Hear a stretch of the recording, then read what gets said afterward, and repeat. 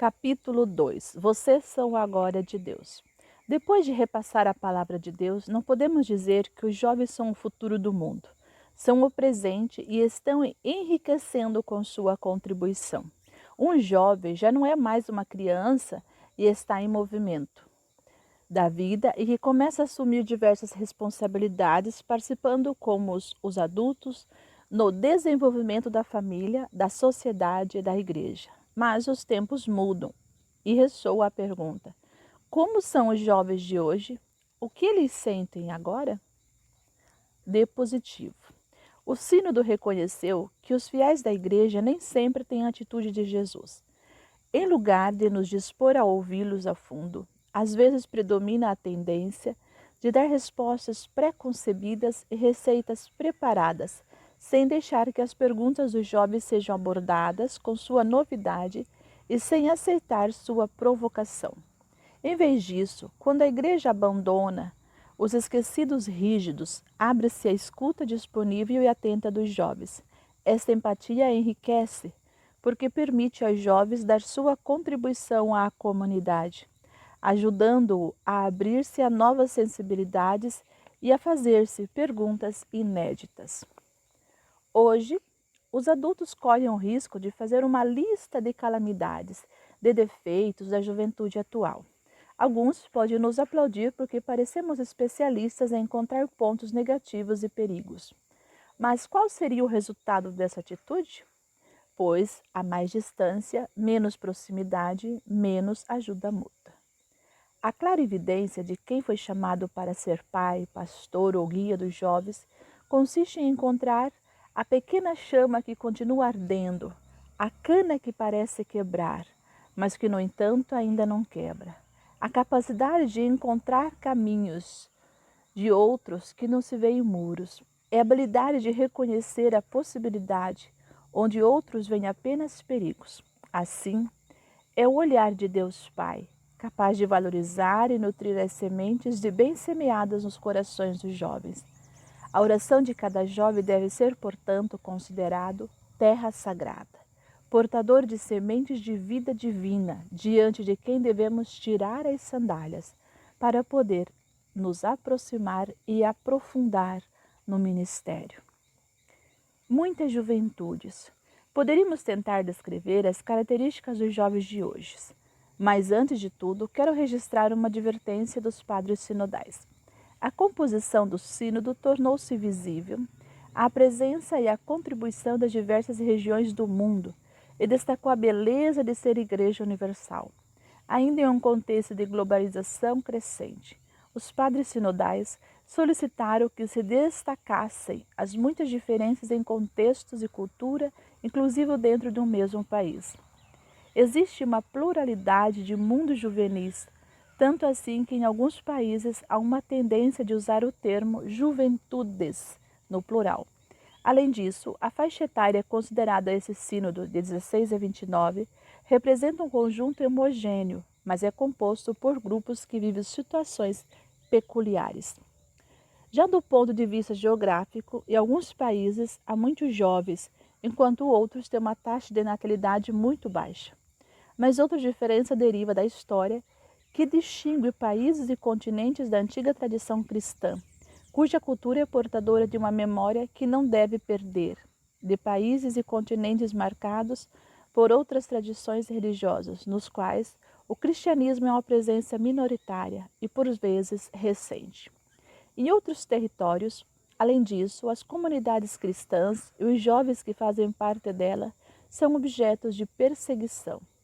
Também é preciso distinguir os jovens, a quem a globalização oferece o maior número de oportunidades, daqueles que vivem à margem da sociedade ou o mundo rural e sofrem os efeitos de formas de exclusão e descarte. Muitas outras diferenças que seria complexo detalhar aqui. Portanto, não acho conveniente deter-me a oferecer uma análise exaustiva sobre os jovens do mundo atual, sobre como vivem e o que acontece com eles. Mas como também não posso deixar de olhar a realidade, vou recorrer brevemente a algumas contribuições que chegaram antes do sínodo e outras que pude captar durante ele. Algumas coisas que acontecem aos jovens. A juventude não é algo que se pode analisar de forma abstrata. Na realidade, a juventude não existe. Existem jovens com suas vidas concretas. No mundo de hoje, cheio de progressos, muitas dessas vidas estão expostas ao sofrimento e à manipulação. Jovens de um mundo em crise. Os padres sinodais evidenciaram com dor que muitos jovens vivem em contexto de guerra e sofrem violência inumerável, variedades de forma, sequestro, extorsão, crime organizado, tráfico de seres humanos, escravidão, exploração sexual, estupros de guerra, etc.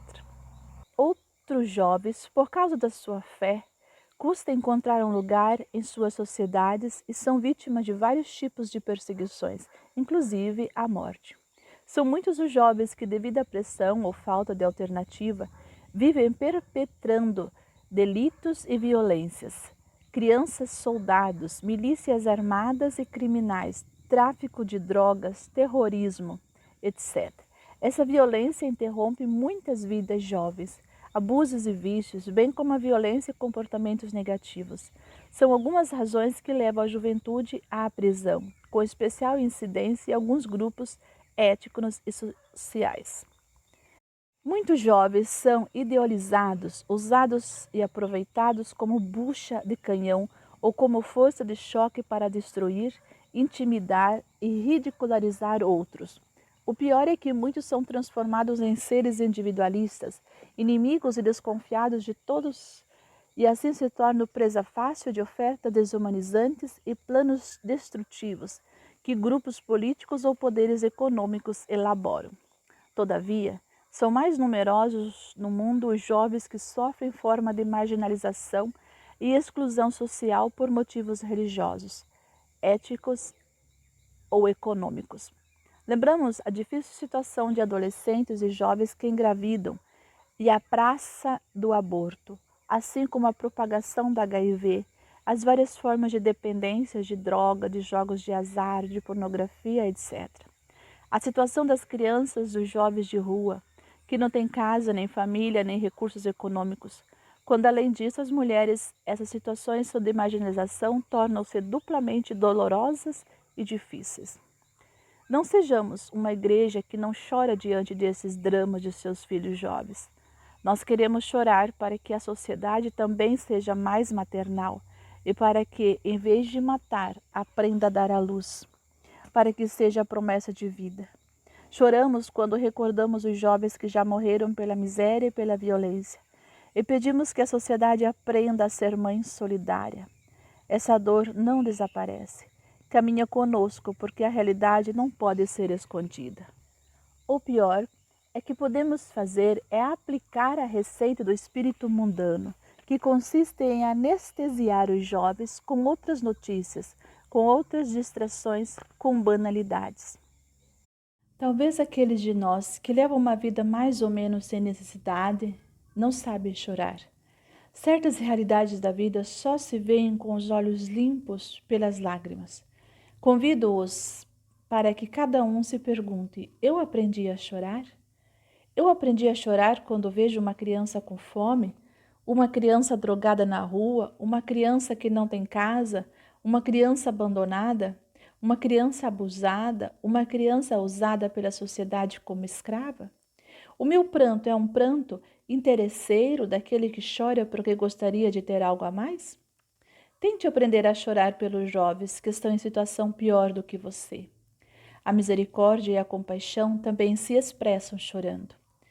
Se não consegues, roga ao Senhor que te conceda derramar lágrimas pelos sofrimentos dos outros. Quando souber de chorar, então serás capaz de fazer algo de coração pelos demais. Às vezes a dor de alguns jovens é muito dilacerante. É uma dor que não se pode expressar com palavras. É uma dor que nos golpeia. Esses jovens só podem dizer a Deus que sofrem muito, que lhe custa demais seguir em frente, que já não creem em ninguém. Nesse grito de partir o coração estão presentes as palavras de Jesus. Bem-aventurados os que choram, porque serão consolados. Há jovens que puderam fazer seu caminho na vida porque lhes chegou essa promessa. Oxalá tenha sempre uma comunidade cristã próxima de um jovem que sofre, para que possa ressoar essa palavra com gestos, abraços, ajuda concreta. É verdade que os poderosos prestam alguma ajuda, mas muitas vezes a um alto custo. Em muitos países pobres, a ajuda econômica oferecida por alguns países mais ricos e organismos internacionais geralmente está ligada à aceitação de propostas ocidentais relativas à sexualidade, ao casamento, à vida ou à justiça social. Esta colonização ideológica prejudica especialmente os jovens. Ao mesmo tempo, vemos como essa publicidade ensina as pessoas a estar sempre insatisfeitas e contribuir com a ajuda do descarte, na qual os próprios jovens se convertem em material descartável. A cultura atual apresenta um modelo de pessoa muito associado à imagem do jovem. Se sente bonito quem aparenta juventude, quem realiza tratamentos para fazer desaparecer os vestígios do tempo. Os corpos jovens são constantemente usados na publicidade comercial. O modelo de beleza é o modelo juvenil, mas estejamos atentos, porque isso não é um elogio para os jovens. Só significa que os adultos querem roubar a juventude para eles, que não respeitam, amem e cuidam dos jovens. Alguns jovens sentem as tradições familiares como opressoras e fogem delas impulsionados por uma cultura globalizada, que às vezes os deixa sem pontos de referência. Em outras partes do mundo, em vez disso, esses jovens e adultos não há um conflito geracional, senão uma estranheza mútua. Às vezes, os adultos não tentam transmitir os valores fundamentais da existência e não alcançam até que assumem estilos juvenis, intervendo a relação entre gerações. Desta forma, corre-se o risco de uma relação entre jovens e adultos que permaneça no plano afetivo sem tocar a dimensão educativa e cultural. Quanto dano isso faz aos jovens, embora alguns não o percebam. Os próprios jovens nos fizeram perceber que isso dificulta enormemente a transmissão da fé. E alguns países onde não há liberdade de expressão e onde eles são impedidos de participar da igreja. Desejos, feridas e buscas. Os jovens reconhecem que o corpo e a sexualidade têm uma importância essencial para a sua vida e no caminho de crescimento de sua identidade. No entanto, em um mundo que enfatiza excessivamente a sexualidade, é difícil manter uma boa relação com o próprio corpo e viver serenamente as relações afetivas. Por isso, por outras razões, a moral sexual é muitas vezes causa de incompreensão e distanciamento da igreja, já que se percebe como um espaço de julgamento e condenação. Ao mesmo tempo, os jovens expressam um desejo explícito de confrontar-se sobre as questões relativas à diferença entre identidade masculina e feminina, a reciprocidade entre homens e mulheres e a homossexualidade. Em nossos tempos, os avanços da sexualidade e tecnologias biomédicas afetam a percepção do corpo, induzindo a ideia de que pode ser modificado sem limites. A capacidade para intervir no DNA, a possibilidade de inserir elementos artificiais no organismo e o desenvolvimento das neurociências constituem um grande recurso, mas, ao mesmo tempo, levantam questões antropológicas e éticas. Pode levar-nos a esquecer que a vida é um dom e que somos seres criados, limitados, que facilmente podemos ser instrumentalizados por quem tem o poder tecnológico. Além disso, em alguns contextos juvenis se difunde uma certa atração por comportamentos de risco como instrumento para explorar a si mesmo, buscando emoções fortes e obter-se um reconhecimento. Esses fenômenos aos quais estão expostas as novas gerações constituem um obstáculo para o amadurecimento sereno. Nos jovens também estão os golpes, os fracassos, as tristes memórias gravadas na alma. Muitas vezes são as feridas, as derrotas da própria história, dos desejos frustrados, das discriminações, injustiças sofridas, de não se sentirem amados e reconhecidos. Além disso, Estão as feridas morais, o peso dos próprios erros, o sentimento de culpa por ter equivocado. Jesus se fez presente nessas cruzes dos jovens para oferecer-lhes sua amizade, seu alívio, sua companhia que cura. E a Igreja, que quer ser instrumento neste caminho para a restauração interior, paz do coração. Em alguns jovens reconhecemos um desejo de Deus, ainda que não tenha todos os contornos do Deus revelado. Em outros, podemos vislumbrar um sonho de fraternidade, que não é pouco. Em muitos, haverá um desejo real de desenvolver as suas capacidades e que há neles para oferecer algo ao mundo. Em alguns, vemos uma sensibilidade artística especial ou uma busca de harmonia com a natureza. Em outros, haverá certamente uma riqueza, uma grande necessidade de comunicação. Em muitos deles, encontremos um profundo desejo por uma vida diferente. Trata-se de verdadeiros pontos de partidas, fibras interiores que aguardam uma palavra de estímulo, de luz e conforto. O Sínodo tratou especialmente de 3 temas de suma importância, cujas conclusões quero acolher textualmente, embora ainda não exija o avançar em uma análise maior a desenvolver uma capacidade de respostas mais adequada e eficaz. Ambiente digital. O ambiente digital caracteriza o mundo da contemporâneo. Amplas faixas da humanidade estão imersas nele e de maneira ordinária e contínua. Já não se trata apenas de usar instrumentos de comunicação, mas de viver em uma cultura amplamente digitalizada que afeta de modo muito profundo a noção do tempo e de espaço, a percepção de si mesmo, dos outros e do mundo, o modo de comunicar, de aprender, de informar-se, de entrar em relação com os outros, uma maneira de aproximar-se à realidade em geral. Privilegia a imagem em relação à escuta e à leitura, afeta de modo de aprender e o desenvolvimento do sentido crítico. A web e as redes sociais criaram de uma maneira de se comunicar e criar laços. São em um lugar onde os jovens gastam muito tempo e são facilmente encontrados. Embora o acesso não seja mesmo para todos, particularmente em algumas regiões do mundo. De qualquer forma, constitui uma oportunidade extraordinária de diálogo, encontro e intercâmbio entre pessoas, bem como acesso à informação e ao conhecimento. Por outro lado, o ambiente digital é um contexto de participação sociopolítica e cidadania reativa e pode facilitar a circulação de informações independentes, capazes de proteger com eficácia as pessoas mais vulneráveis, expondo as violações dos seus direitos. Em numerosos países, web e redes sociais representam um qualquer irrenunciável para alcançar os jovens e envolvê-los, inclusive em atividades e iniciativas pastorais.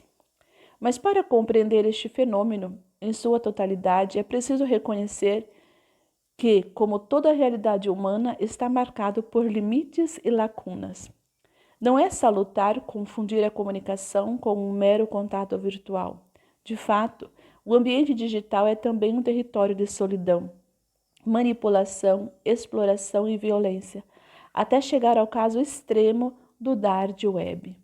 Os meios de comunicação podem expor ao risco de dependência, isolamento e perda progressiva de contato com a realidade concreta, dificultando o desenvolvimento das relações interpessoais autênticas. Novas formas de violência são disseminadas através das mídias sociais, por exemplo, o cyberbullying. O web também é um canal para divulgar a pornografia e a exploração de pessoas afins sexuais mediante jogos de azar. Não poderia esquecer que no mundo digital, então, em jogos enormes, interesses econômicos capazes de realizar formas de controle tão sutis como invasivas, criando mecanismos de manipulação das consciências e do processo democrático. O funcionamento de muitas plataformas frequentemente acaba por favorecer o encontro entre as pessoas que pensam da mesma maneira, dificultando a confrontação entre as diferenças.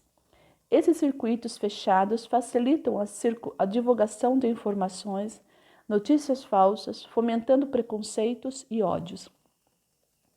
A proliferação dos fake news é uma expressão de uma cultura que perdeu o sentido da verdade e submete os fatos e interesses particulares. A reputação das pessoas está em perigo diante do julgamento sumário e sério. O fenômeno também afeta a Igreja e seus pastores. Um documento preparado por 300 jovens de todo o mundo antes do sínodo indica que os relacionamentos online podem se tornar desumanos. Os espaços digitais nos cegam à vulnerabilidade de outro e dificultam a reflexão pessoal. Problemas como a pornografia destroem a percepção que o jovem tem da sexualidade humana.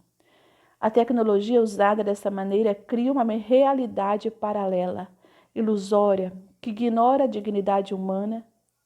E a imersão no mundo virtual proporcionou uma série de migração digital, isto é, um distanciamento da família, dos valores culturais e religiosos, que o leva muitas pessoas a um mundo de solidão e autoinversão, até sentir uma falta de raízes, embora fisicamente fique no mesmo lugar.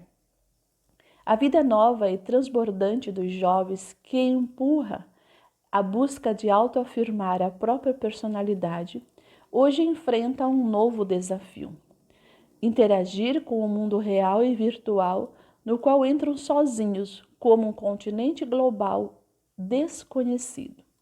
Os jovens de hoje são os primeiros a fazer essa síntese entre o pessoal, o próprio de cada cultura e o global. Mas isso requer que eles consigam passar do contato visual para uma comunicação boa e saudável. Os migrantes como paradigma do nosso tempo. Como não lembrar de tantos jovens afetados pelas migrações? Os fenômenos migratórios não representam uma emergência transitória, mas são estruturais. As migrações podem ocorrer dentro até mesmo do mesmo país ou em países diferentes. A preocupação da Igreja se volta especialmente àqueles que fogem da guerra para a violência, da perseguição política ou religiosa, dos desastres naturais devido, em outras coisas, a mudanças climáticas, da pobreza extrema. Muitos deles são jovens. Em geral, buscam oportunidade para eles e suas famílias. Sonham com um futuro melhor e desejam criar as condições para que se torne realidade. Os migrantes nos lembram a condição originária da fé, ou seja, a de ser estrangeiros e peregrinos na terra. Outros migrantes são atraídos pela cultura ocidental, às vezes com expectativa pouco realista e que expõe grandes desilusões. Traficantes inescrupulosos, frequentemente vinculados aos quartéis de drogas e de armas. Explora a situação de fragilidade dos migrantes, que ao longo de sua jornada, demasiadas vezes experimentam a violência, o tráfico humano, o abuso psicológico, físico, sofrimentos indescritíveis.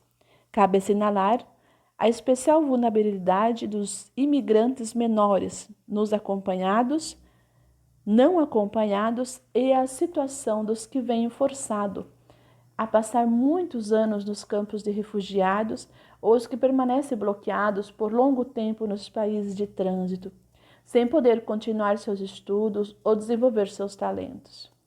Em alguns países de chegada, os fenômenos migratórios suscitam alarme e medo, muitas vezes fomentados e explorados para fins políticos. Se difunde assim uma mentalidade xenofóbica, de gente fechada e dobrada sobre si mesmo, diante do qual é preciso reagir com decisão. Os jovens que emigram têm que se separar do seu próprio contexto de origem e muitas vezes vivem desenraizados culturalmente e religiosamente. A ruptura também diz respeito às comunidades de origem, que perdeu os elementos mais vigorosos e empreendedores e as famílias, em particular quando um dos pais emigra ou ambos deixando os filhos no país de origem. A Igreja tem um papel importante como referência para os jovens dessas famílias quebradas. No entanto, as histórias dos migrantes também são histórias do encontro entre pessoas e entre culturas, para as comunidades e as sociedades onde chega uma oportunidade de enriquecimento e desenvolvimento humano integral de todos.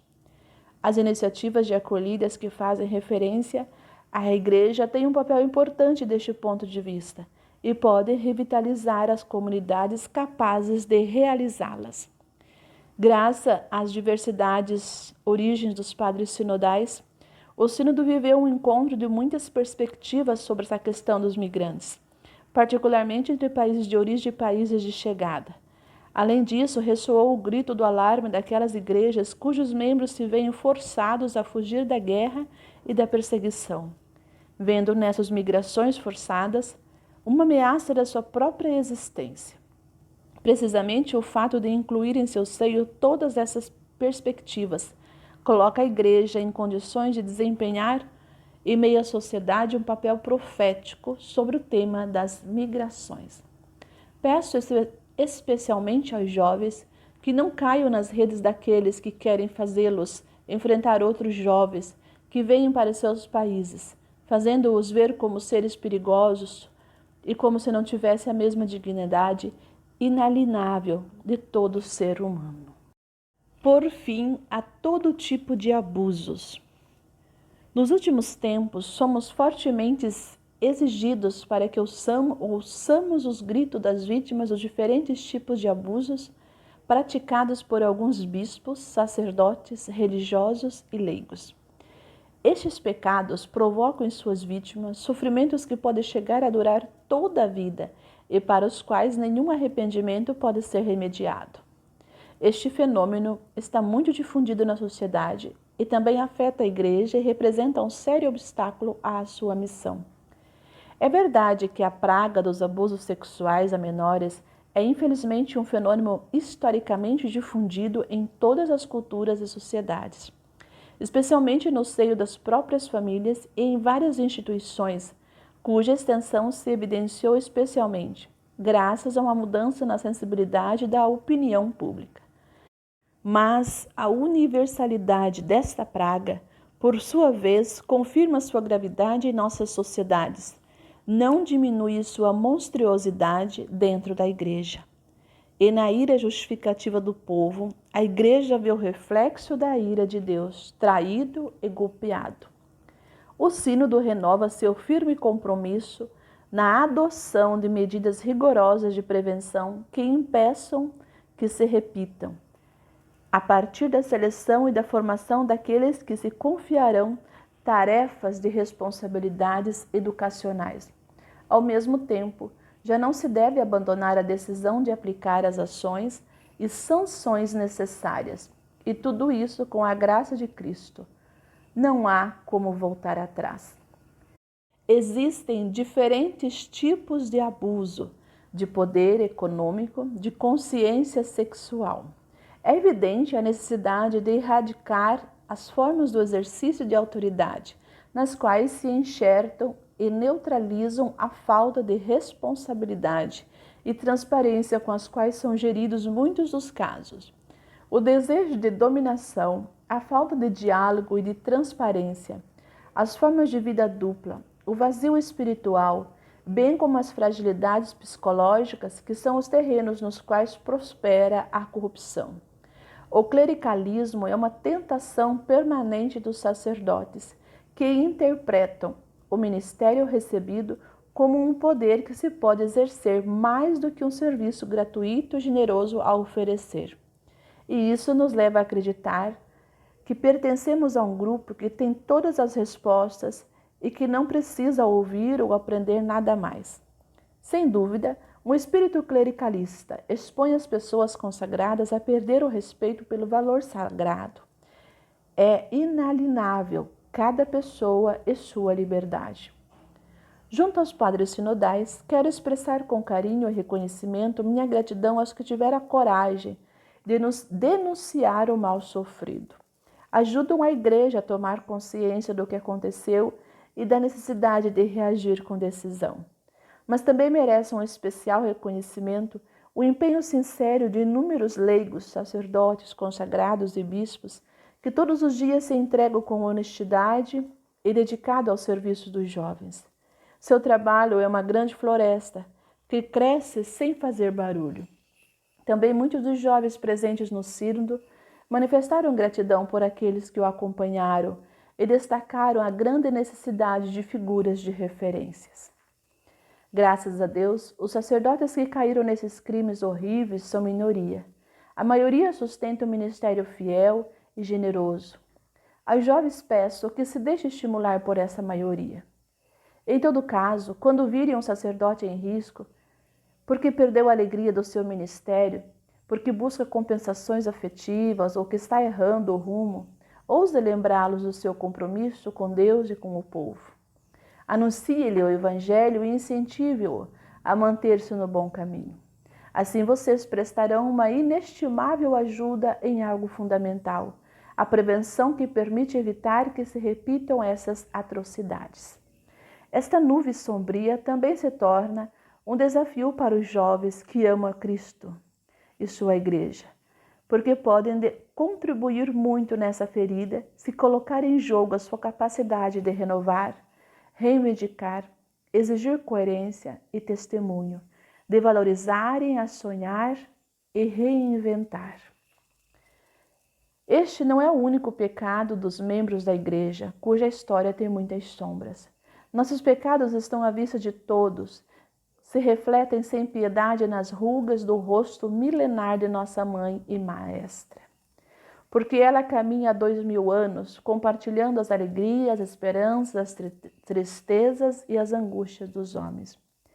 Caminha como é, sem fazer cirurgia estética. Não teme mostrar os pecados dos seus membros, que às vezes alguns testam dissimular diante da luz brilhante da palavra do Evangelho, que limpa e purifica. Também não deixa de recitar todos os dias envergonhada: tende piedade de mim, ó Deus, segundo a tua misericórdia. Meu pecado está sempre diante de mim. Mas lembremos que não se abandona a mãe quando está ferida, mas sim a acompanha para que tire de si toda a fortaleza e sua capacidade de começar sempre de novo. No meio dessas dramas que justamente nos dói na alma, nosso Senhor Jesus Cristo, que nunca abandona a sua igreja, lhe dá a força e os instrumentos para um novo caminho. Além este momento sombrio, como a valiosa ajuda dos jovens, pode ser realmente uma oportunidade para uma reforma de caráter histórico, para se abrir a um novo Pentecostes, iniciar uma etapa de purificação e de mudança que outorgue à igreja uma renovada juventude. Mas os jovens podem ajudar muito mais se sente parte do coração do santo e paciente povo fiel de Deus, sustentado e vivificado pelo Espírito Santo. Porque será precisamente esse santo povo de Deus que nos libertará da praga do clericalismo, que é o terreno fértil para todas as abominações. Neste capítulo, me detive a olhar a realidade dos jovens do mundo atual. Alguns outros aspectos aparecerão nos capítulos seguintes. Mas, como já disse, não pretendo ser exaustivo com essa análise. Exorto as comunidades a realizarem com respeito e com seriedade um exame da sua própria realidade juvenil mais próxima, para poder discernir os caminhos pastorais mais adequados. Mas não quero terminar este capítulo sem dirigir algumas palavras a cada um. Recordo a boa nova que nos presenteou a manhã da ressurreição. Para todas as situações obscuras ou dolorosas que mencionamos, existe uma saída. Por exemplo, é verdade que o mundo digital pode te colocar diante do risco de se fechar, do isolamento ou do prazer vazio. Mas não se esqueça que há jovens que também, nestes âmbitos, são criativos e às vezes geniais. É o que faz o jovem venerável Carlos Acutis. Ele não sabia muito bem que esses mecanismos da comunicação, da publicidade e das redes sociais podiam e podem ser usados para nos tornar seres adormecidos, dependentes do consumo e das novidades que podem comprar, obcecados pelo tempo livre, trancados na negatividade. Mas ele foi capaz de usar essas novas técnicas de comunicação para transmitir o Evangelho, para comunicar valores e beleza. Ele não caiu na armadilha. Via que muitos jovens, embora parecessem diferentes, na verdade, acabavam sendo mais do mesmo, correndo atrás do que o poderoso se impõe através dos mecanismos de consumo e deslumbramento. Deste modo, não deixem brotar os dons que o Senhor nos deu. Não oferece a este mundo essas capacidades tão pessoais e únicas que Deus semeou em cada um. Assim, Carlos Acuti dizia: acontece que todos nascemos como originais, mas muitas vezes morrem como fotocópias. Não permitas que isso te aconteça. Não deixes que te roube a esperança, a alegria, que te droguem para te usar como escravo dos seus interesses. Atreva-te a ser mais, porque teu ser importa mais que qualquer coisa. Não te serve o ter ou o aparecer. Pode chegar a ser o que Deus, teu Criador, sabe que és. Se reconhece o muito que és amado e chamado. Invoca o Espírito Santo e caminha com confiança para o grande meta, a santidade. Assim não verás, assim não serás uma fotocópia. Serás plenamente tu mesmo. Para isso, é preciso reconhecer algo fundamental. Ser jovem não é apenas a busca de prazeres passageiros e sucessos superficiais. Para que a juventude cumpra a finalidade que tem na jornada de sua vida, deve ser um tempo de entrega generosa, de oferta sincera, de sacrifícios que doem, mas que nos tornam fecundos. É como dizia um grande poeta: se para recuperar o recuperado, tive que perder primeiro o perdido. Se para conseguir o conseguido, tive que suportar o suportado. Se para estar agora apaixonado, foi necessário estar ferido. Tenho por bem sofrido ou sofrido. Tenho por bem chorado ou chorado. Porque depois de tudo tenho comprovado que não te desfruta bem do desfrutado, senão depois de ter sofrido isso. Por isso, depois de tudo tenho compreendido que a árvore tem o seu florido, vive do que tem sepultado. Se és jovem em idade, mas sentes frágil, cansado, desiludido, peça a Jesus que te renove. Com ele não falta esperança. O mesmo pode saber que te sentes submergido em vícios, mau hábitos, egoísmo ou acomodação doentia. Jesus, cheio de vida, quer te ajudar para ser jovem e que possa valer a pena. Assim não privarás o mundo dessa contribuição que só tu pode fazer, sendo único e irrepetível como és. Mas quero te lembrar também que é muito difícil lutar contra a própria concupiscência e contra as ciladas e tentações do demônio e do mundo egoísta se estivermos isolados. A sedução com que nos bombardeiam é tal que se estivéssemos demasiado sozinhos, facilmente perdemos o sentido da realidade, a clareza interior e sucumbimos. Isso vale especialmente para os jovens, porque vocês, unidos, têm a força admirável. Quando se entusiasmam por uma vida comunitária, são capazes de grandes sacrifícios pelos demais e para a comunidade. Em vez disso, o isolamento os debilita e os expõe aos piores males do nosso tempo.